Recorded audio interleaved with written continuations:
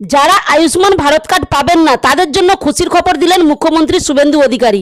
তিনি কিন্তু পরিষ্কার স্পষ্ট ঘোষণা করলেন যে যারা আয়ুষ্মান ভারত কার্ড পাবেন না, যারা আয়ুষ্মান ভারত কার্ডের আওতাতে আসবেন না, বিশেষ করে RKSY1 এবং RKSY2 রেশন কার্ড যাদের আছে, এই ক্যাটাগরির বেশিরভাগ মানুষের কিন্তু আয়ুষ্মান ভারত কার্ড পাবেন না। তাদের জন্য মুখ্যমন্ত্রী স্বাস্থ্য বিমা কার্ড নিয়ে আসছেন খুব তাড়াতাড়ি, যেখানে আপনি শুধু পশ্চিমবঙ্গে নয় তার বাইরে গিয়েও, যেমন ভিলোর, চেন্নাই, যে কোনো জায়গায় গিয়ে সরকারি বেসরকারি হসপিটালে চিকিৎসা করাতে পারবেন এবং 5 লক্ষ টাকা পর্যন্ত চিকিৎসার সুবিধা পেয়ে যাবেন। আজকে সরাসরি মুখ্যমন্ত্রী ঘোষণা করলেন, সবাই শুনুন একবার।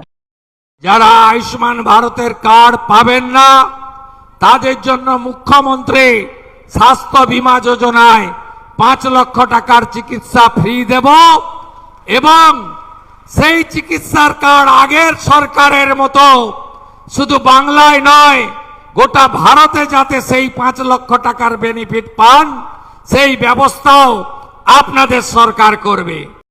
কি সবাই শুনলেন? এই ভিডিওটা যত পারবেন বেশি বেশি শেয়ার করে পশ্চিমবঙ্গের সকল জনগণকে জানার সুযোগ করে দেবেন। এটাই বলার ছিল। হরে কৃষ্ণ, রাধে রাধে।